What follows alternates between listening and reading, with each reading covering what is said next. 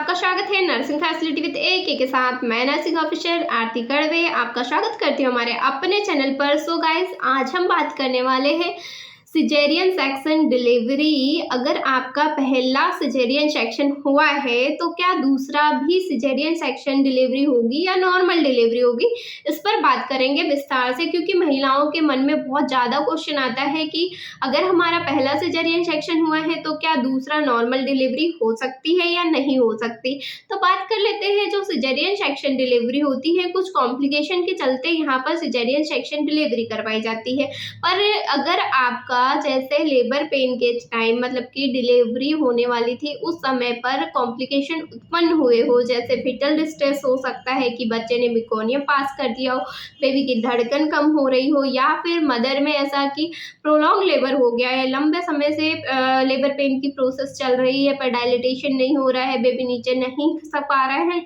ये कुछ समस्याएं होती है जिनके कारण जैसे प्रसव के दौरान ही वहाँ पर जो कॉम्प्लिकेशन आती है उनके कारण अगर आपका सिजेरियन सेक्शन हुआ है उस समय पर तो भी यहाँ पर कुछ चांसेस होते हैं कि नॉर्मल डिलीवरी हो सकती है। ओके, पर ज़्यादातर चांसेस होते हैं कि अगर आपका सिजेरियन सेक्शन डिलीवरी हुई है तो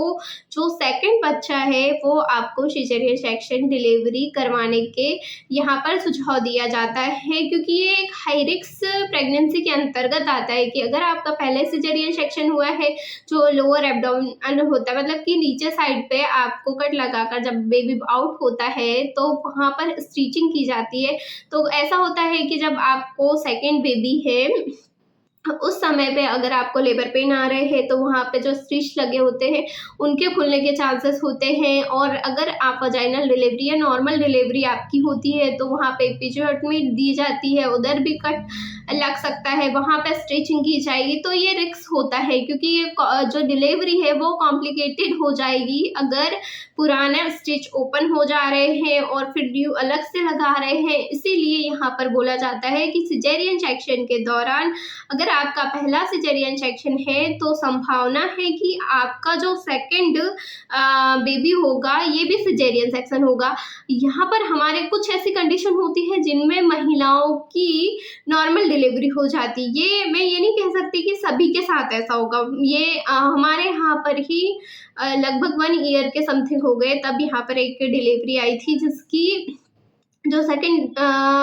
फर्स्ट नॉर्मल थी, सेकंड डिलीवरी जो हुई थी उनकी वो सिजेरियन सेक्शन से हुई थी, और जो थर्ड डिलीवरी थी वहाँ पर नॉर्मल डिलीवरी कंसीव करवाए थे वो हम ही ने करवाए थे। पर वहाँ पर क्या हुआ था, जब महिला हमारे पास आई फुल डायलिटेशन पे थी, मतलब पूरा डायलिटेशन हो गया था, ऊपर से अगर यहाँ पर बेबी का वेट कम, मतलब उस महिला के बेबी का वेट काफ़ी कम था, इसीलिए जब तक 108 क्योंकि यहाँ पर रेफ़र किया जाता है PHCO से रेफ़र किया जाता है DH के लिए कि वहाँ पर सिजेरियन सेक्शन डिलीवरी होती है। ओके, तो ऐसी कंडीशन में महिला यहाँ पर आई थी और डायलिटेशन फुल था,